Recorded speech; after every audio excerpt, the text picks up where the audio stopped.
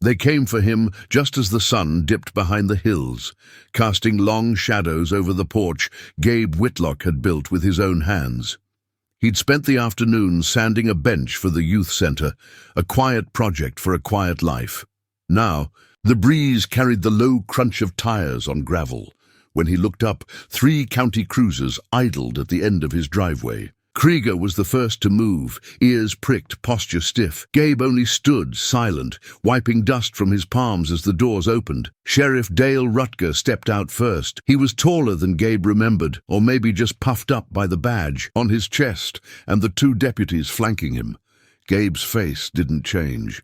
"Evening," he said. "Rutger didn't return it." "Gabe Whitlock, you're under arrest for the murder of Emily Ross. Hold on a moment before we move forward. Let us know where in the world you're watching from, and if you're loving these stories, don't forget to hit subscribe. Tomorrow's episode is going to be absolutely mind-blowing." The words hung in the air like ash. Gabe didn't move. Krieger barked once, sharp and low, but Gabe gave a quiet command. Barely a whisper. The dog stopped. "There's been a mistake," Gabe said. "You can tell that to the judge," Rutger replied. "Already." Reaching for the cuffs, they took him without a struggle. Didn't even let him finish putting the tools away. One of the deputies stayed behind to seize Krieger. The dog fought like hell, snapping and growling until they hit him with a tranquilizer. Gabe caught only a glimpse of him being hauled into a crate, eyes wide, legs limp. By the time the truck's taillights disappeared into the dark, the wind had picked up. It blew sawdust off the bench Gabe had been building, leaving nothing but bare wood and silence. Inside the station, the fluorescent lights buzzed. The room smelled like metal and old sweat. Rutger threw a folder down in front of him. Photos spilled out. A girl, 17, bruised and broken in the reeds by Black Creek. Gabe didn't flinch. "She was found 100 yards from your property." "You want to explain that?" "I never saw her," Gabe said quietly. "I don't know her." Rutger leaned in. "She was last seen walking past your fence line. We found one of her earrings under your porch." "That's not possible," Rutger smiled like a man who already knew the ending. "Funny thing about possible, Gabe. It doesn't matter much when the whole town wants a name. They put him in a holding cell overnight. No phone call, no lawyer. By morning, the story was everywhere. Local war hero arrested in teen's death. The paper used an old photo of him in uniform, helmet off, sweat in his eyes. They cropped out the medic he was carrying. People he'd known for years crossed the street to avoid his name. The cafe took down the picture of him and Krieger from the wall. The youth center cancelled his classes. He was guilty before a judge. Ever looked at him. He sat in silence when they gave him the court-appointed attorney. The man smelled like microwave dinners and defeat. "You should consider pleading," he said before even reading the file. "With your background, they'll paint you violent. You were trained to kill. That won't sit well with a jury." "I didn't kill her," Gabe said. The lawyer sighed and scribbled something. "They've already got a narrative. You were angry, reclusive, you live alone, you were trained for combat. And the dog, he's a liability in their eyes, aggressive, territorial, easy to spin. They took him. Animal control. You're not getting him back, not while you're locked." Up, Gabe sat back, breathing slow. The room felt too small. The air too thin. Krieger had been his shadow since deployment. He'd slept beside him when the nightmares got bad, watched the door when Gabe couldn't sleep. That dog had pulled him back from darker things than this, and now he was gone. Outside, the courthouse bell rang for noon. Gabe's stomach was empty. His hands rested in his lap, knuckles white. Somewhere, Krieger was waking up in a cage, and something in both of them had just snapped. Gabe didn't sleep that first week in county. The cot was too narrow, the walls too close. Every sound echoed, every light stayed on, and when the lights dimmed, the memories turned on. Not of war, he was used to those, but of Krieger's crate thudding shut. That sound hadn't stopped ringing in his ears. The lawyer, Eric Van, came back 2 days later with a coffee stain on his tie and a folder full of nothing useful. "We're in trouble," he said like it was weather. The DA's fast-tracking this. Gabe stared. Why?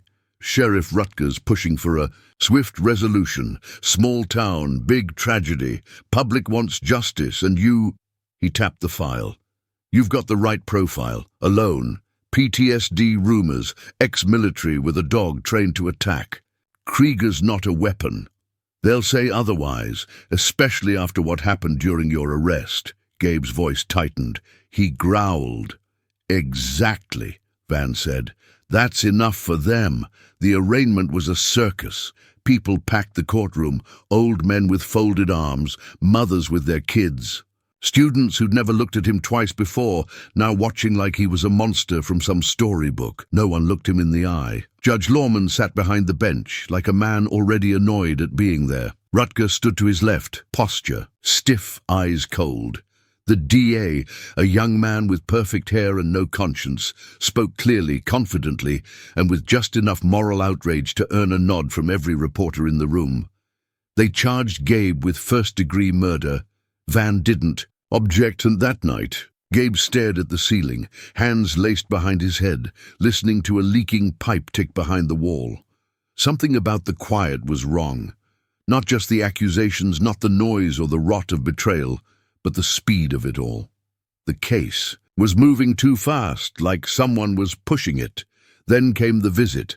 2 deputies pulled him from his cell and marched him down a hallway that smelled of bleach and metal polish. They stopped at an interview room.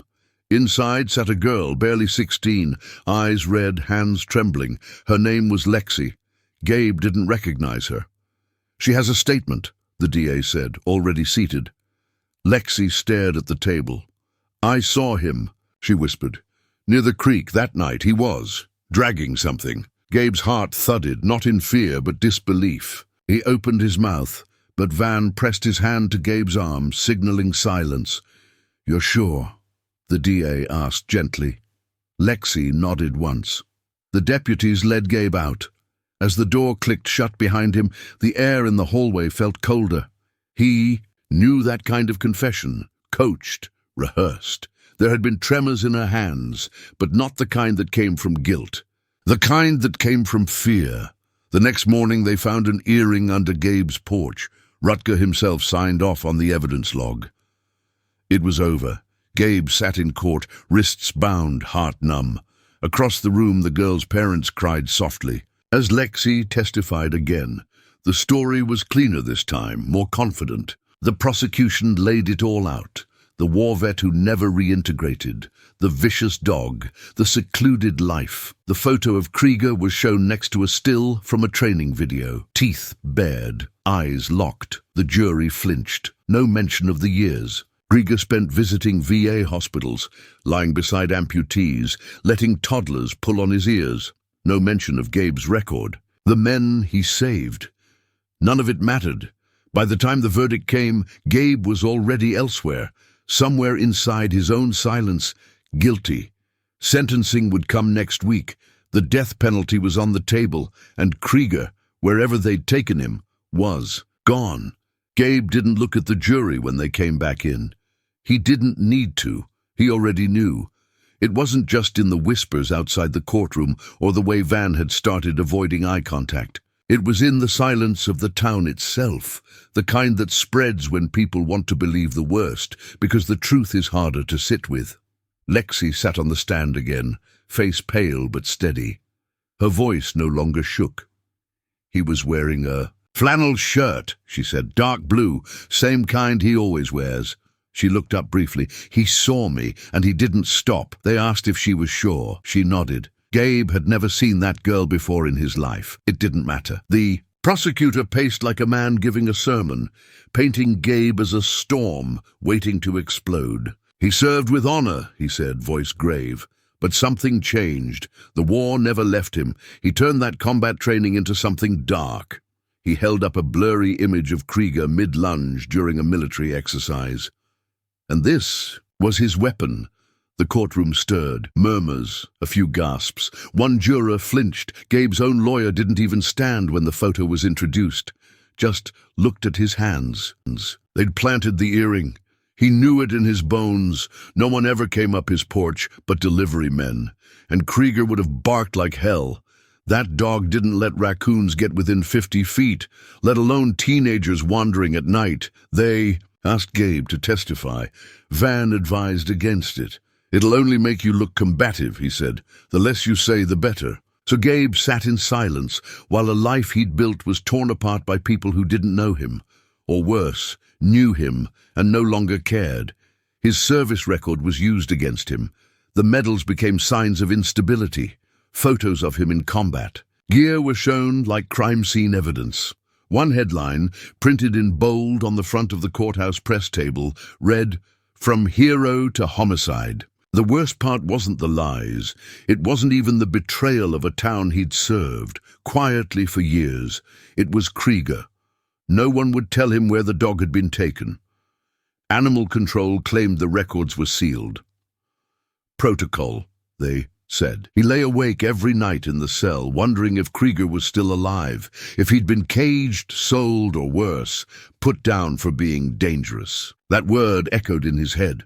Dangerous, that's what they called him now. The verdict dropped like a weight. Guilty on all counts. First-degree murder. Premeditated. No mercy recommendation. Van leaned over afterward. "I'll appeal," he said weakly, already gathering his briefcase. "We'll find something procedural, maybe something about the porch evidence." Gabe didn't answer. Outside, protesters held signs. Some said, "Justice for Emily." Some said, "Whitlock, yes, sentence. Murderer." One had a photo of Krieger with "Trained to Kill" scrawled underneath in red ink. The cell felt colder that night, not because of the weather, but because something final had been taken from him. And somewhere behind the lies and the spin was a teenage girl too scared to tell the truth, and a sheriff too crooked to let her. Gabe stood alone in the courtroom. When the sentence was read, no one behind him, not one familiar face in the gallery, just the steady creak of wood as people shifted, leaned in, waited to see the man who once wore a bronze star get handed death by the same country that had once praised his sacrifice. The judge didn't hesitate. "Gabe Whitlock, this court finds you guilty of murder in the first degree, with aggravating circumstances. You are hereby sentenced to death by lethal injection. Date to be set." There were no gasps. No one wept. It was quiet. The kind of quiet Gabe recognized from the moments just before a firefight. The stillness that meant something was about to end. They led him back to county in shackles. 2 guards. No one spoke. He watched the town blur past through the slit of the transport van, saw the bakery where Mrs. Rodriguez once handed him bread without charging him, the library where he helped build a new ramp last fall. They'd all turned their backs, not out of cruelty, out of comfort. It was easier to let him disappear than question why he'd been made to. Van didn't show up the next morning. No statement, no visit, just a message. Sentencing appeal unlikely, working on clemency angle. A 1-line email. So Gabe waited. He waited through days without news. Waited while the cell around him grew more sterile, less human. He didn't know what day it was when they moved him, just that it was raining. The guards gave no details. They just shackled him tighter, patted him down twice, then drove him 3 hours south to Greystone Penitentiary. Death row. The cell was colder, smaller, every inch designed to remind him of finality. No windows, just a slot for food, a metal sink, a bed bolted to the floor. Lights never truly off. Time didn't pass in minutes there. It passed in sounds. A tray sliding in, a lock clicking, footsteps retreating, and no one ever mentioned Krieger. Every form he filled out, every official who visited, he asked the same question. "Where's my dog?" The answer never changed. "That's not our department." He dreamed of Krieger often, snarling, in his sleep, pacing in a cage, eyes frantic. Gabe knew what that look meant. He'd seen it in men abandoned behind lines. Animals felt it too. Left behind, forgotten. One night, Gabe woke up soaked in sweat, heart hammering. He'd seen Krieger's face through metal bars, blood on his paws, people shouting. Then silence. He stopped asking about him after that. Instead, he remembered.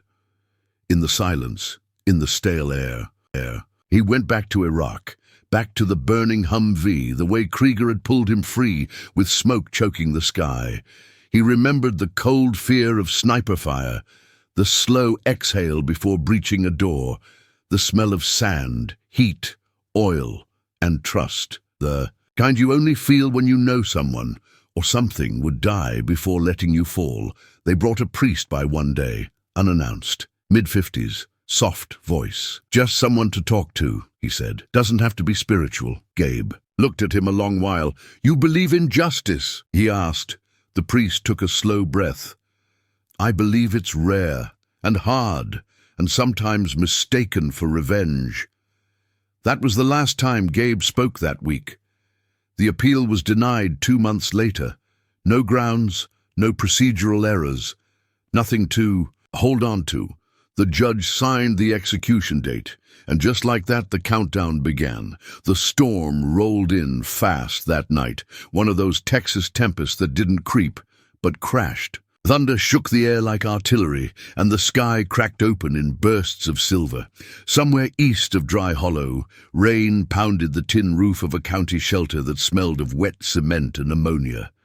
In a steel cage bolted to the floor, Krieger hadn't moved in hours. Since they tranquilized him, nothing had been right. No routine, no voice, no scent of home. Just sharp lights, strange hands, and a world that forgot he had once been more than fur and muscle. The staff hated him. Aggressive, they called. Him dangerous. One had a bandaged hand from trying to force him into a corner. Another only approached with a catchpole. He hadn't bitten anyone, but he didn't have to. His eyes told them everything they needed to know. He wasn't tamed, and he wasn't going to be. That night, the wind blew hard enough to tear off the east gutter, which snapped down and shattered the lock on the outer gate. No one heard it. Over the storm, they were too busy trying to keep the roof from leaking onto the fuse box. Cameras flickered, lights failed, and for 67 seconds the alarm system reset itself. Krieger waited. Then, like a soldier clearing a corridor, he moved. He hit the corner of his cage with the full weight of his body, teeth catching the rusted edge where the frame met the wall. He'd been working on it for days, quiet, patient. Tonight, the final weld cracked. The door snapped back. He bolted through the kennel, past sleeping mutts and terrified hounds, through the back hallway and out the half-shut storm door into the rain. No one stopped him. By morning, he was gone. The shelter director blamed the weather, blamed faulty wiring, but he also deleted the footage. Sheriff Rutger showed up within the hour, demanded answers, demanded silence. "You lose a dog." "Like that," he growled. "You don't advertise it. They filed it as a system malfunction. Internal memo only." But Krieger didn't care about paperwork. He was already halfway back. It took him 2 days to cross the distance. He moved at night, drinking from puddles, eating what he found, following scents, remembering old paths. And when he reached Gabe's house, his claws scraped empty porch steps. The screen door was swinging open. The window by the kitchen had been boarded over. The truck in the driveway was gone. Nothing smelled like home anymore. He circled twice, nose low, then sat in the yard until morning came. No one arrived. No sounds. No trace of Gabe. Then Krieger did what he'd been trained to do. He began tracking.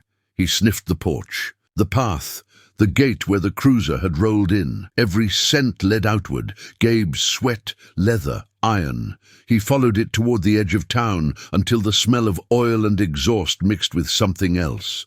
Fear. The trail bent near the creek. Bed right where they said the girl had been found. Krieger paused there, nose twitching, body stiff. There was something wrong in the soil.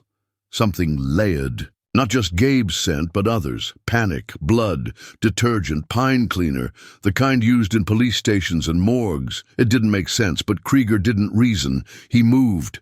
By sunset, he was gone again, heading west where the scent. Trail split like fractured glass. He would find Gabe, and he would not stop until he did. The first thing Krieger picked up was the chemical scent, sharper than the pine oil from the creek bed, almost sour. It clung to the roadside weeds and the rusted air around an abandoned gas station west of town. Krieger paused in the tall grass beside the fence, nostrils flaring, his ears flattened. There were voices nearby, too quiet for human ears, but clear to him. Men, 4 of them. One had Gabe's smell faintly on his boots. He crept through a hole in the chain link and moved like smoke across the lot. The back of the building was boarded up, but a window had been broken open and covered with a tarp that flapped loose in the wind. He slipped beneath it and waited in the shadows. Inside, the men laughed over something on the table. Cash, pills, a thick envelope stamped with a county seal. "Sheriff says we move it tonight," one of them said. "Says the cameras from the shelter are wiped and the dog's dead, but I don't buy it." "Dog like that," the tallest man said. "He ain't dead. He's waiting." They all laughed, but it didn't last long. Krieger didn't wait. He lunged. The man by the door didn't see him until it was too late. Krieger's teeth clamped on his forearm, dragging him to the floor with a guttural snarl. Screams erupted. One man reaching for his waistband, but Krieger was already gone. Out the back again, disappearing into the brush. They fired into the dark, wild and frantic. One bullet tore through a fence post. Another clipped Krieger's hind leg. He stumbled once, but kept moving, faster, deeper into the tree line, until the lights faded behind him. By the time the pain caught up to him, he was half a mile out, bleeding into the dry grass. He laid low until sunrise, licking the wound, ears twitching with every car that passed. By morning, he limped toward the nearest drainage tunnel and disappeared again. Back at the stash house, the men burned the evidence. The cash, the pills, even the table. Rutger showed up not long after, dressed in civilian clothes, jaw tight. "Did anyone see you?" he asked. "No, but it was him. The dog." Rutger stared at the pile of ashes, then turned away. "No more. Mistakes. He can't get close again. If that dog makes it back to town, we're done." The video of the stash house had never existed officially. Just like the report of Krieger's escape, or the call Rutger made 2 months earlier to a certain man in Amarillo, a man with a long history and short patience, a man who provided favors in exchange for silence. Rutger pulled out his phone and sent a single message. "Handle the shelter. Handle the body if it turns up. If the dog gets near the courthouse, put it down." No reply came. Just a single checkmark next to the message. But that night, Krieger moved again, south this time, following the oil and blood and bleach through the winding veins of a town that had turned its back on the truth, and somewhere beneath the surface, the chain that held it all together had begun to crack. The alley smelled like rot and old beer. Krieger's paws padded slow across broken concrete as he weaved between dumpsters and flickering neon. The scent trail had gone strange. Gabe's was almost gone now, faded beneath layers of city grime. But something new cut through. Synthetic. Perfume, sweat, panic. Then he found her. The girl was curled behind a pile of trash bags, half-conscious, skin pale and glossy with sweat. Lexi. The same girl who had sat on that witness stand and pointed a shaking finger toward Gabe. Her eyes were half-lidded now, mouth slack, one arm trembling with small spasms. Krieger crept forward. She didn't notice. Syringe, belt, burnt spoon, scattered on the ground like fallen leaves. A car passed nearby, and Krieger froze, watching headlights stretch across brick. When it passed, he stepped toward her and let out a low, sharp bark. She twitched but didn't move. Another bark, sharper this time. Still no response. Krieger sniffed her face, then pressed his snout to her shoulder and growled deep from his chest. That woke her. She gasped, eyes flaring wide in panic, and tried to scramble back, but her limbs were useless. She looked up, saw the dog. "No, no, no, don't hurt me." Her voice was raw, trembling. Krieger stepped back, then forward, again pacing in a slow circle around her. He barked once more, and then sprinted down the alley toward the street. When she didn't follow, he came back, barked again, and this time grabbed the edge of her sweatshirt in his teeth. She whimpered, pulled free. He tried again, more forceful. This time, she didn't resist. He dragged her out of the alley and into the edge of the light. A man walking by saw them first, shocked, then shouting, "Somebody get help!" A small crowd formed within minutes. Someone called 911. When the EMTs arrived, Krieger was still standing over her, unmoving. They tried to pull him away. He growled. Then Lexi's voice, barely above a whisper. "No, he found me. He saved me. Don't touch him." They let him stay. One paramedic, a young guy, maybe early 30s, watched Krieger with careful eyes as they worked. "What's a dog like this doing here?" No one answered. But as they loaded her into the ambulance, she grabbed the paramedic's hand. "Wait, please. You need to hear this." He nodded. She leaned close, mouth near his ear. Her voice was slurred but clear enough. "I lied. About the trial. They made me say it. They said they'd hurt my brother if I didn't." The paramedic froze. "They said he'd get lost one night, that no one would find him." She gripped his arm. "Please, record this. They have people everywhere." He slipped a phone from his pocket without a word and hit record. Lexi's voice cracked. "I didn't know Gabe. I never saw him. They made it up. The sheriff, he said if I talked, I'd end up like Emily." Then she passed out. The recording kept rolling in his hand, catching the sound of sirens, boots, Krieger's panting, and a single whispered word from the paramedic. "Jesus." Lexi woke up in a hospital bed with a needle in her arm and tape over the bruises on her neck. The room was dim, the machines quiet except for the steady beat of her heart. For a moment, she stared at the ceiling, disoriented, until the memories hit like glass breaking. The alley, the dog, the cold grip of her own voice as she told the truth to a stranger in a uniform. The paramedic sat in a plastic chair beside her, phone in hand. He hadn't left her side. "You remember what you said?" he asked softly. Lexi nodded once, barely. Her throat burned. "Yeah." He didn't say anything more, just played the audio back. Her voice was quiet but unmistakable, words wrapped in pain and fear. "They made me lie. Sheriff Rutger. He said my brother would disappear. He said no one would believe me if I changed my story." Lexi flinched, hearing it again. Her hands gripped the blanket tight. "I didn't know what to do. I thought if I told the truth now, I'd still lose everything." "You didn't," the paramedic said. "You might have just saved someone's life." Outside the room, a nurse handed the phone to someone in a blazer and glasses. A local reporter, Dinah Hall, mid-30s, sharp eyes, and a reputation for not backing down when things smelled wrong. She listened to the clip 3 times before saying a word. "Get it to me clean," she told the paramedic. "No edits, no cuts," he nodded. "She needs protection." "She'll get it," Dina said, pocketing the phone. "But if we don't move fast, someone's going to bury this." That night, she uploaded a video, just audio, paired with text and an image of Krieger standing in the street beside Lexi's stretcher. Small-town girl confesses. She was forced to lie in murder trial. The views climbed faster than anyone expected. Comments poured in. Some called it fake. Others weren't so sure.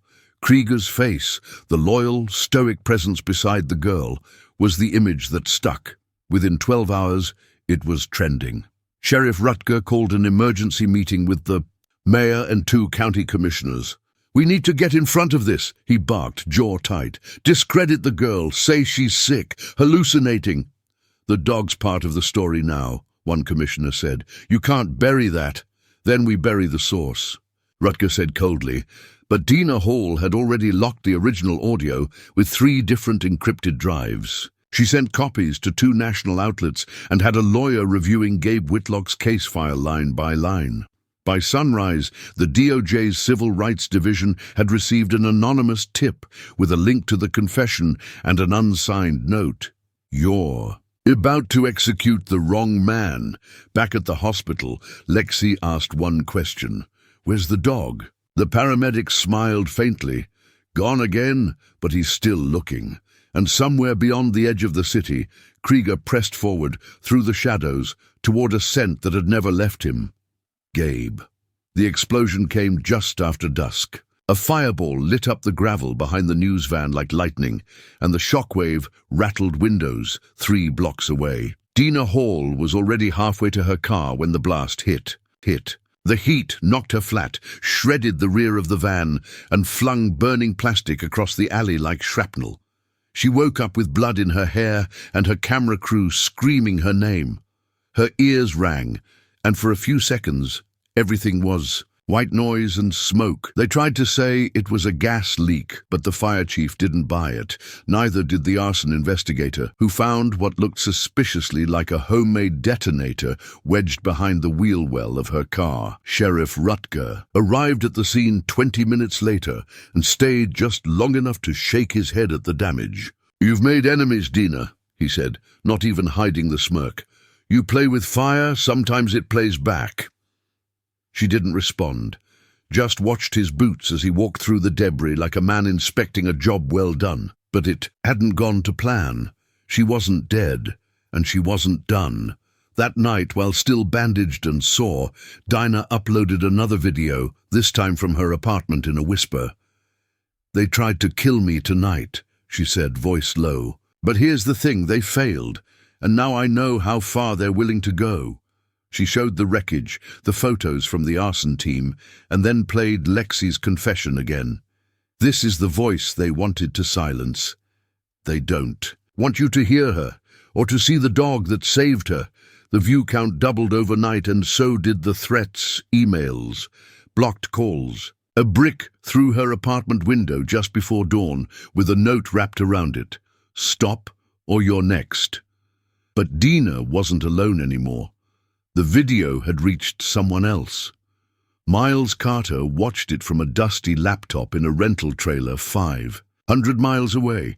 Former recon, ex-military, Gabe's old teammate from Kandahar. They hadn't spoken in years, but the second he saw the dog he knew. "That's Krieger," he muttered. He watched the girl's confession twice. Then he downloaded the files, packed a bag, and disappeared. It didn't take long to track down the reporter's office. He knocked on her door the next night, just past 10, and introduced himself without hesitation. "Name's Carter. I served with Whitlock. That girl's telling the truth." Dina narrowed her eyes. "You have proof. I've got something. Better," he said. "I've got instinct." She didn't trust him, not yet, but she let him in. He didn't sleep, just scanned files, made calls, pulled strings. By morning, he had a plan. "Krieger's leading us somewhere," he said. "We just need to follow." They started with the stash house, the same place Krieger had attacked days earlier. Dina had a copy of the building's old surveillance network. Most of it had been wiped, but one feed had been missed. Hidden, archived in a cloud server, someone forgot to scrub. The footage showed Rutger standing at the center of the room with a duffel bag and a handshake. The man across from him, a cartel middleman, ID'd by facial recognition an hour later. Proof. They had the crack, and they weren't letting go. The footage was grainy, but the faces were clear enough. Rutger stood in the center of the stash house, sleeves rolled, his sheriff's badge glinting in the frame. Across from him, a man in dark sunglasses and a goatee handed him a thick envelope. They shook hands. Behind them, crates, unlabeled, duct-taped, stacked deep. Dina watched the clip with clenched teeth. Miles didn't say a word. He just hit pause, opened a second file, and overlaid a match from a DEA database. One Miguel Pareda, suspected trafficker. Currently under sealed indictment in West Texas. No arrests yet, no convictions. Until now, Miles muttered. They burned copies of the video to 3 flash drives. Dina shipped one to her cousin in D.C., another to an attorney in Dallas. Third she locked in a safe in her apartment. "Just in case we vanish," she said. Meanwhile, Krieger was moving again, south now, hugging the back roads near an industrial stretch where train horns screamed in the distance and the air stank of metal and smoke. He'd picked up a scent. Again, cleaner than oil or fear, familiar, the girl's jacket, the one he'd dragged out of the alley with her. He didn't know the word for what she'd done, but something in him understood it. Something deeper than language, buried under muscle and instinct. She'd spoken, and because of that, things were shifting. The wind smelled different. The ground trembled with things stirring. Back in Greystone Penitentiary, Gabe was still counting hours. He didn't know about Lexi's confession. No one had told him about the explosion or the video or the sudden whispers of appeals. He spent his days in silence, eyes open, ears tracking footsteps through steel and corridors. Meals came, went, letters didn't. The chaplain stopped showing up. The only voice he heard with any regularity was the guard who slid his food tray in and said, 94 days, then 89, then 84. It wasn't fear that grew in Gabe. It was numbness, a kind of frost that started around the edges of the mind and crept inward. He'd already said goodbye to the idea of getting out. Now, he just tried to hold the memory of Krieger in his head long enough to sleep until a new voice came through. The door. "You don't know me, Sergeant Whitlock," it said, "but I served with a man who did." Gabe sat up. The voice continued. "Name's Miles Carter. I've been following the trail you didn't leave, and I think we just cracked it." Silence, then a breath. Gabe stepped toward the door, cautious. "Miles Carter, Delta Recon." "Same." A pause. Then Gabe leaned closer. "How the hell did you find me?" "Krieger found her," Miles said. "She talked. We've got a confession. We've got a video, and we've got less than 3 months to stop them from killing the wrong man." Gabe swallowed. His throat was dry. "You got proof?" Miles slipped something under the door. A photo, blurry, black and white. Rutger, Pareda. The handshake. Gabe stared at it like it was a flame in the dark. For the first time in months, his voice cracked. "Where's my dog?" Miles hesitated. Still looking. Krieger moved like a ghost through the outskirts of the industrial park. Paws silent on gravel, his injured leg stiff but steady. He'd been limping for days, but it didn't stop him. He had purpose now. The scent trail was back, not Gabe's, not Lexi's, but something fouler. He caught it before, near the stash house. Now it was stronger. The place was barely more than a warehouse, tin roof, steel walls, surrounded by rusted shipping containers and weeds taller than a man. Inside, 2 of Rutger's men sat drinking, laughing. One was the same man Krieger had bitten days ago, his arm wrapped in fresh gauze, red soaking through. The other cleaned a pistol with one hand and scrolled his phone with the other. Neither heard the dog slip through the side gate. Nose low, eyes locked, half a mile away, Miles crouched behind a row of old fencing with 2 other men, ex-special forces, both of them. He'd called in favors, pulled old ghosts from retirement. None had asked why. They'd seen the footage. They knew Gabe. That was enough. "They're inside," Miles whispered. "No heat sensors, no alarms. These guys are muscle, not brains." Dina sat in a parked car with a camera rolling and a live feed transmitting to 2 remote servers. She wasn't just documenting this, she was broadcasting it. "Krieger's in position," Miles said into the radio. A click confirmed it.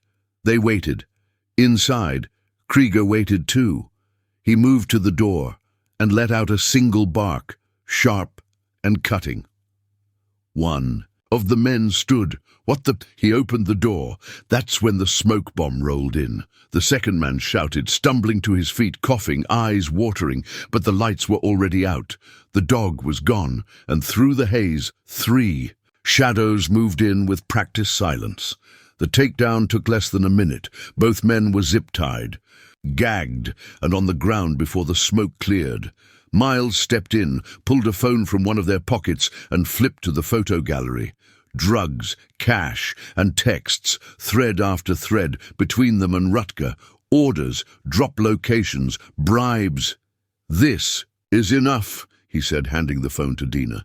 "But we need them to say it." He hit record. Krieger stood nearby, watching. The man he'd bitten earlier looked at the dog with wide eyes, his voice muffled behind the gag. Miles leaned down. "You've got 2 choices. Talk, or that dog goes first next time." The man's eyes flicked to Krieger. He nodded. Miles removed. "The gag." "Rutger paid us to plant the earring," the man said immediately, voice cracking. "He told us where to drop it, said the girl wouldn't talk if we scared her enough." Dinah's camera caught every word. The second man followed. They used Gabe's record, said it was airtight. We just had to follow orders. They recorded 30 minutes of confession. Then left the two men zip-tied in the middle of the warehouse floor and called in an anonymous tip to the DOJ. Back at the car, Dina uploaded the footage in segments. Within hours, it was already spreading. Krieger sat beside her door, tail motionless, eyes fixed on the horizon. They all knew it now.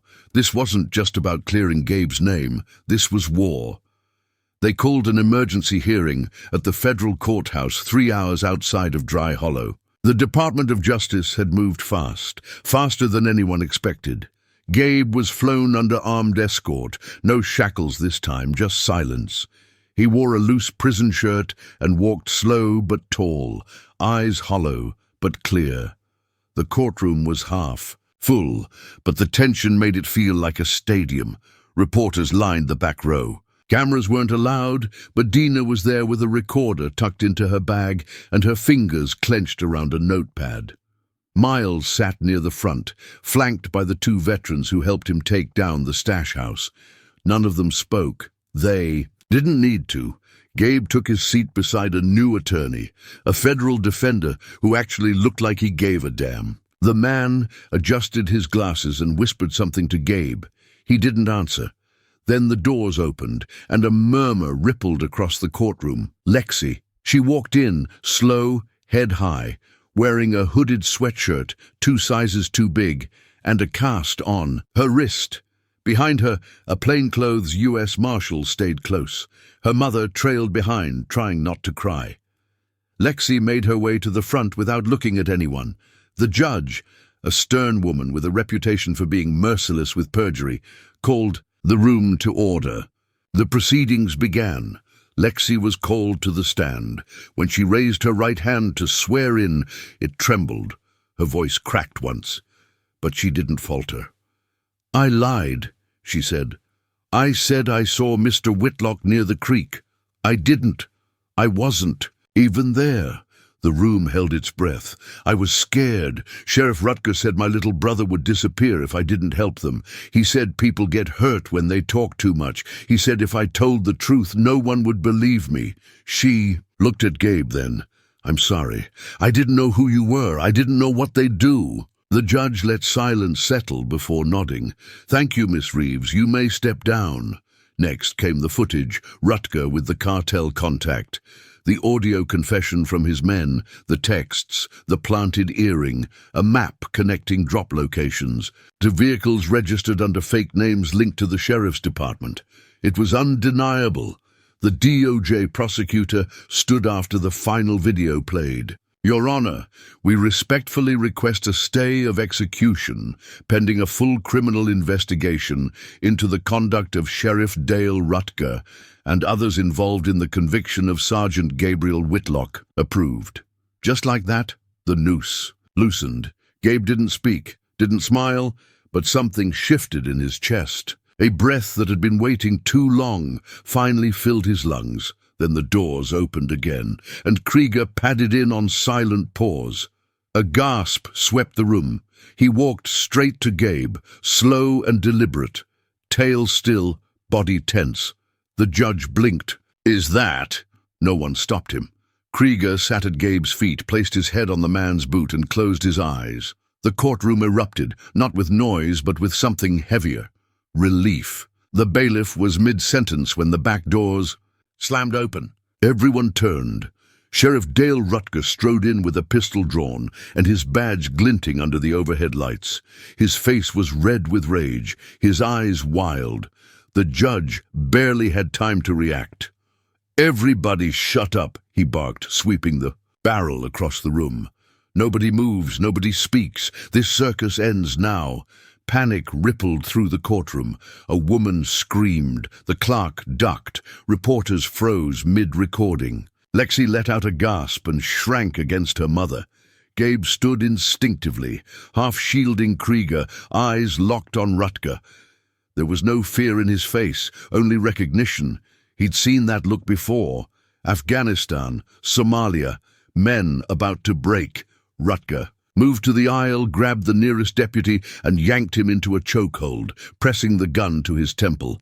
"I gave this town everything," he shouted. "I kept it safe, and this is how they repay me. For what? For one damn dog and a junkie teen who's high half the time?" The judge rose. "Put the weapon down, Sheriff. This is your last warning." "You're all too late," he snarled. "The DOJ, they don't care about truth. They want headlines. They want bodies." He shifted the pistol toward Gabe. Then it happened. Krieger didn't bark. He didn't growl. He moved, a blur of fur and instinct. Gabe didn't even say a word. Krieger launched across the room, low and fast, teeth bared. Rutger fired once, twice, the shots echoing through the chamber. The deputy dropped. Screams rang out, but Krieger was already airborne. He hit Rutger square in the chest, jaws locking onto his gun arm. The sheriff went down hard, the pistol clattering across the floor.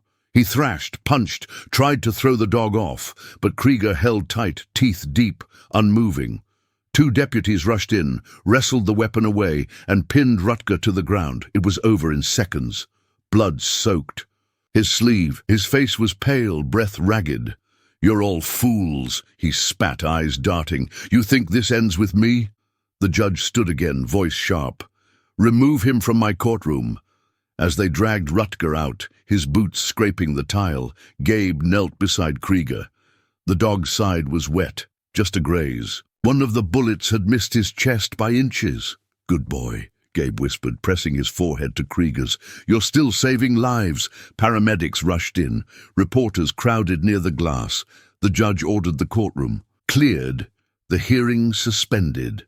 But the damage had already done its work. Outside, news of Rutger's breakdown hit faster than the footage. The video showed him bursting in, gun drawn, then the dog, the takedown, the blood. Social media exploded.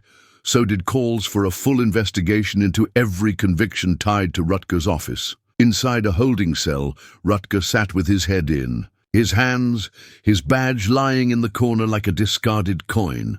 And back in the courtroom, Gabe leaned into Krieger's side, breathing in the smell of dust and dog and gunpowder, and knew something had shifted. Not just for him, but for all of them. The courtroom was empty now, no press, no voices, no Krieger. Just dust floating in golden light, and Gabe sitting on the defense bench like a man waiting for something that never came. The gunshots were long gone. Rutger was in custody, but nothing had truly settled. There were still cuffs on his wrists, still bars between him and the outside. Miles entered quietly, sat beside him without a word. A bandage peeked from under his jacket. One of the ricochets had grazed him. Gabe didn't ask about it, just looked down at his hands. They halted. "The execution," Miles said. "DOJ's launching a full criminal inquiry. Rutger's finished." "Yeah," Gabe said dryly. "Except I'm still here." The stay was real, but so were the rules. His conviction hadn't been overturned. His record still labeled him a murderer. And the process to undo it, appeals, hearings, motions, was a mountain of red tape high. "Enough to bury a man." "They won't let me go," Gabe said after a while. "Not yet, maybe not ever." "You'll walk," Miles said. "It just takes time." "I'm not sure I have it." Outside, people were gathering. Reporters, veterans, Lexi's mother, strangers holding handmade signs. "Free Gabe, justice." For Whitlock, bring Krieger home. The blast of media was stronger than ever. Every outlet wanted the man who'd almost been executed, but Gabe didn't want a camera. He wanted a door unlocked.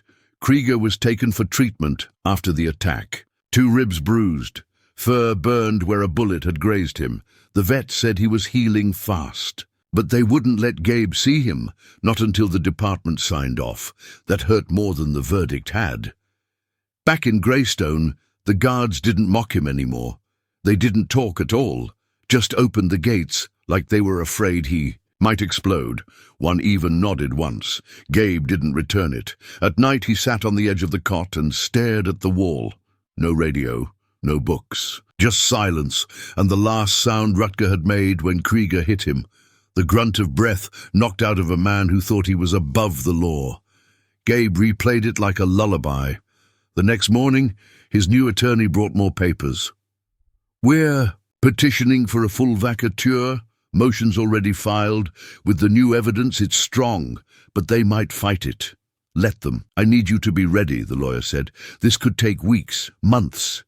I've done worse, Gabe said. Just make sure Krieger's okay. He signed the forms.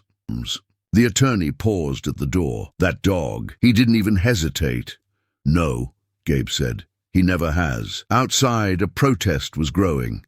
Hundreds now. Former soldiers, families, college kids with homemade posters. The crowd chanted his name, not like a celebrity, but like a man they refused to let disappear again. But Gabe wasn't out there, not yet. He sat in his cell while the world argued over his freedom. And Krieger, bandaged and silent, waited on the other side of a steel door, one paw pressed against the floor. Both of them knew this wasn't over. They came by the dozens at first, veterans in faded jackets, mothers holding flags, teenagers wearing Krieger's face on homemade shirts. Then it was hundreds, then thousands. The steps of the governor's mansion became a sea of bodies, all chanting one name, Gabe Whitlock. Miles stood near the front, arms crossed, watching state troopers shift nervously. He'd seen standoffs before. This one wasn't angry. It was exhausted. These people weren't shouting for vengeance. They were demanding decency. Basic, overdue decency. Inside, the governor watched from a window, arms folded, his phone buzzing non-stop. 2 aides hovered nearby, offering statistics, polling numbers, damage control. But nothing they said mattered more than the screen in. His hand, a video of a German shepherd dragging a half-dead girl into the light and refusing to leave her side. The caption read, "A K-9's loyalty, a town's shame." On the courthouse lawn back in Dry Hollow, Lexi stood before a microphone, voice shaking but steady. "I lied to protect my family," she said, "but Gabe Whitlock protected this country, and he deserves more than silence." Her confession aired again that night. CNN, MSNBC, even networks that never touched stories like his. The public's mood shifted from curiosity to outrage. How does a war hero end up on death row for a crime he didn't commit? The answer had a name, Rutger, and his world was crumbling. From his holding cell, the former sheriff screamed at walls that didn't answer. His phone privileges were revoked after he tried to bribe a guard. His name was redacted from files in 3 departments. And then came the subpoenas, thick, heavy, and signed by the Justice Department. Rutger wasn't alone. Over a dozen deputies across 2 counties were under review. Some ran, some flipped. One admitted on live television that the evidence locker in Dry Hollow had been cleaned before Gabe's trial. The walls were falling. Meanwhile, Gabe sat on the edge of his bunk, reading the first real newspaper he'd held in years. His hands trembled.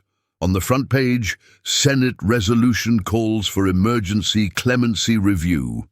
He didn't smile, but he exhaled, fully, for the first time in months. At the same hour, in a rehabilitation kennel 2 towns over, Krieger stood on unsteady legs and growled softly when a tech tried to feed him. But when he heard Gabe's name on the TV nearby, he turned toward the screen, ears lifting. He knew that voice. Knew it better than any command. Back in the Capitol, a senator from Arkansas, also a Marine, also a dog handler, stepped onto the Senate floor with a speech written not by aides, but from memory. "I've lost brothers in combat. I've seen loyalty that defies reason. And I've seen what happens when we abandon our own. Sergeant Gabe Whitlock didn't fail us. We failed him." He paused. "Let's fix it." Outside, the protest kept growing. National Guard troops stayed back, not from orders, but respect.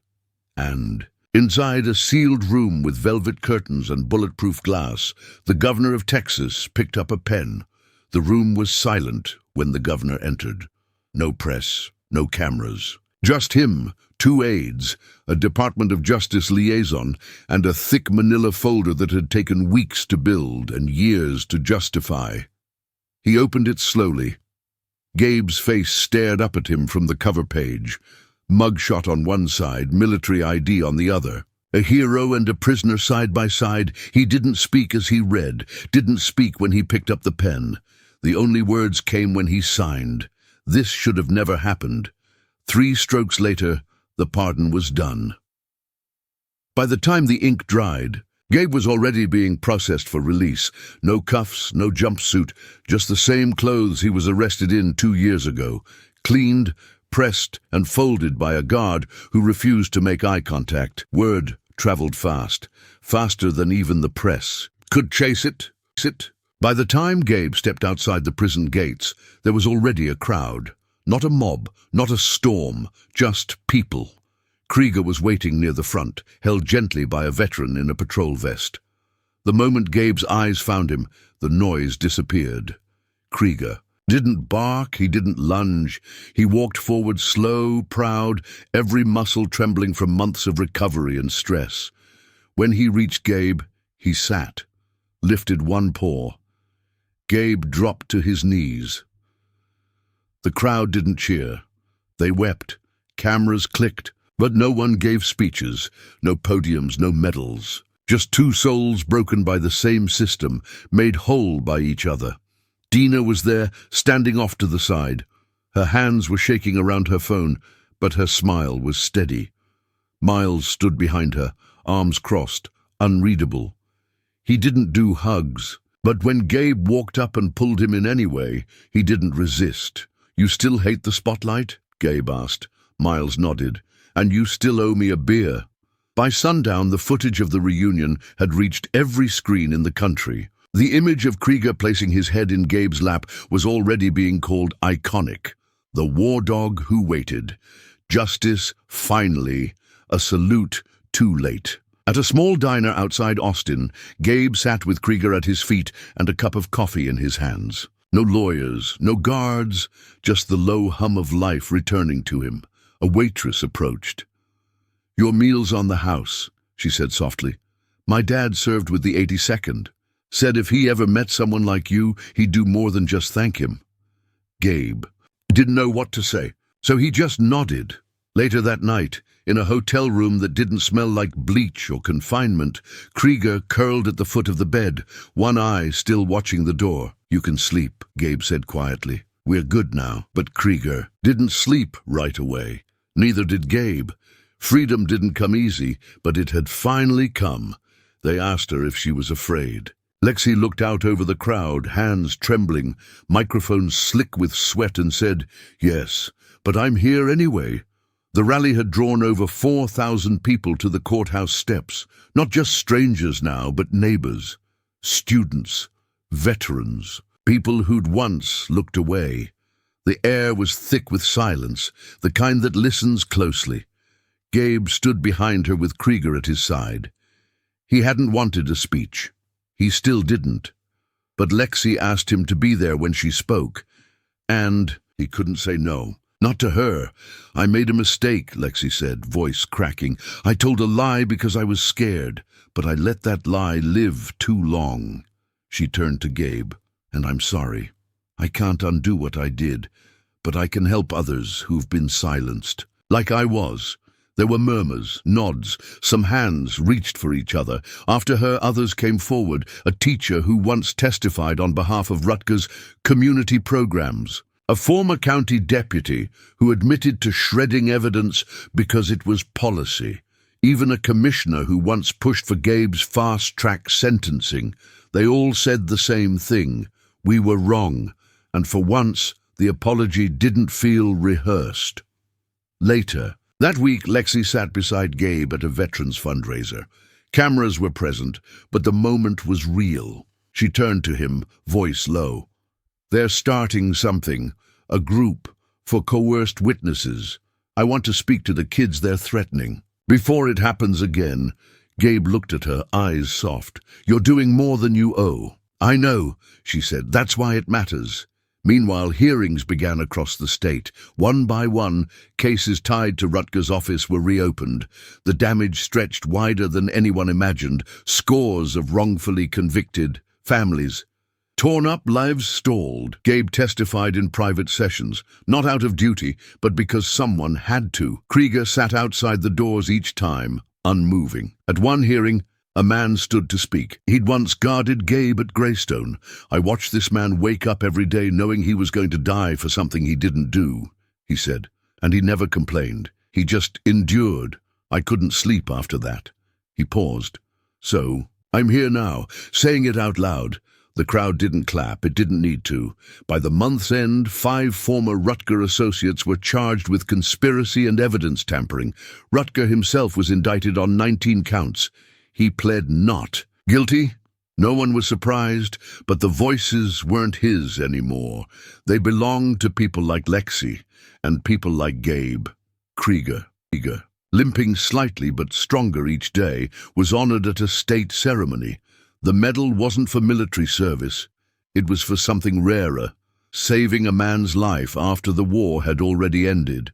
Gabe didn't wear a suit, just his old jacket, the faded patches still holding. When they asked him to say a few words, he walked to the mic, cleared his throat and said one sentence. "This dog didn't just guard my life. He guarded the truth." That was all, and it was enough. The indictments came in waves. 12 officials across 3 counties. Judges, deputies, prosecutors. Each one tied to Sheriff Rutger through campaign donations, property deals, or quietly sealed court decisions. The DOJ task force didn't knock politely. They kicked in doors, dragged out boxes, and made it public. Very public. Headlines roared. "System built on silence. Texas network of corruption exposed. Veteran's dog uncovers criminal ring." But Gabe wasn't watching the coverage. He was walking through a quiet hallway in Washington, D.C., Krieger at his heel, his boots echoing off the marble floor. The DOJ had asked him to speak, to share insight with their new commission on wrongful convictions. He hadn't wanted the role, but Miles convinced him. "You don't have to like it," he said. "You just have to remind them who this system failed." So Gabe went, not for himself, but for the ones still sitting behind cold bars, holding on to the sound of a dog that never came. The room wasn't large. Just a circle of federal officials, a handful of advocates, and a retired Supreme Court justice leading the panel. They didn't ask for speeches. They asked questions. "What was the first moment you knew the system had turned on you?" "When the lawyer told me to stop talking," Gabe said. "Not because I was wrong, but because the truth didn't matter anymore." They nodded, took notes. But the silence afterward said more than any report. When he left the room, Krieger followed without a leash. They walked past 3 reporters without a word. One tried to shout a question, but Krieger turned his head just slightly, eyes sharp. The reporter stepped back. Outside, a school bus rolled past. A child pressed his face to the window and shouted, "That's the dog! That's Krieger!" The bus erupted in cheers. Gabe didn't wave, but Krieger gave a quiet bark. Back in Texas, the commission expanded its mission. No longer just a task force, but a permanent review board for veteran-related cases. Gabe's name was listed on the founding charter, not in bold, not highlighted, just there, etched into the structure. He declined the offer to lead it. "I'm not a politician," he said. "Just a man with a second chance." Still, they insisted on giving him a title, Veteran Advisor, with full discretion to intervene in active reviews. The role didn't come with salary or perks, just access. And that's what Gabe needed. One morning he sat across from a man who looked exactly like he once did, quiet, scarred, tired. "They say you're my advocate," the man said. "No," Gabe replied. "I'm your echo." In the months that followed, 5 more convictions were overturned, 3 retrials were ordered, and one family finally got their son home after 17 years. At every courthouse, Gabe stood in the back, and every time Krieger waited near the door. When asked why he kept showing up, Gabe finally answered, "Because the system got quiet, and I needed to remember how to listen again." The ceremony was held on a hill just outside Fort Hood, under a sky the color of clean steel. Folding chairs lined up in neat rows, uniforms everywhere, dress blues, service khakis, and old fatigues weathered by time and memory. Families sat, in silence, hands on knees, waiting. At the center stood a podium, next to it a bronze statue draped in a black cloth. Gabe stood in the front row, his posture rigid despite the weight on his back and years in his bones. Krieger sat beside him, healed now, scars covered in fur. He didn't move, not even when the trumpets began to play. The army had insisted on it, a formal recognition ceremony, not just for Gabe, but for Krieger. The citation read, "For extraordinary service, loyalty under fire, and actions that prevented the wrongful execution of a decorated veteran." It sounded like something written by someone behind a desk, but the men standing in the second row, Marines, Rangers, even a Navy SEAL, knew the truth. That dog saved more than a life. He saved belief. When Gabe took the podium, the crowd rose. He didn't tell them to, they just did. He looked out over them for a long moment, then spoke. "I'm not a hero. I'm a man who trusted the wrong people and paid the price. But I had one friend who never stopped watching the door." He looked down at Krieger. This dog never once asked why, never once doubted. He followed my scent through fire, through fences, through fear, and he brought the truth with him. Gabe paused. "I spent years learning how to survive in combat. I thought I understood loyalty, but it wasn't until I looked into his eyes, chained, drugged, but still trying to get to me, that I realized what loyalty really means." He stepped aside. The general in charge of the ceremony nodded. The cloth was pulled back. The statue was unveiled. Bronze, full size. Krieger in mid-stride, eyes forward, ears sharp. At his side, a carved version of Gabe's hand resting just barely on his neck. A moment frozen in motion, action and trust captured forever. Silence held the air for several seconds. Then a slow clap began from the back. One man, then a dozen, then everyone. Some cried, most just stood and saluted. Later, Gabe was handed the medal. He didn't take it. He clipped it to Krieger's collar instead. "This belongs to him." A reporter asked what he would do now. "Same thing I've always done," Gabe said. "Try to be worthy of what I've been given." That evening he sat with Krieger on a bench facing the statue. No crowd, no cameras, just the two of them. And a wind that finally felt clean. "You're not just my dog," he whispered. "You're my proof." Krieger didn't move, but his head rested quietly against Gabe's leg. The house sat at the edge of town, where the pavement turned to gravel and the hills rose slow behind rows of mesquite. It wasn't big. One story, faded siding, a new porch. Gabe had built with his own hands. He liked it that way, simple, unfinished, real. The sign out front read, "Veterans Justice Center." Inside, volunteers worked quietly, sorting files, answering calls, guiding visitors who didn't make eye contact. At first, most were former service members. A few were wrongfully incarcerated, like Gabe had been. Some were just lost. But every one of them was greeted by a dog first, Krieger. Older now, grayer at the muzzle, his stride slower but sure.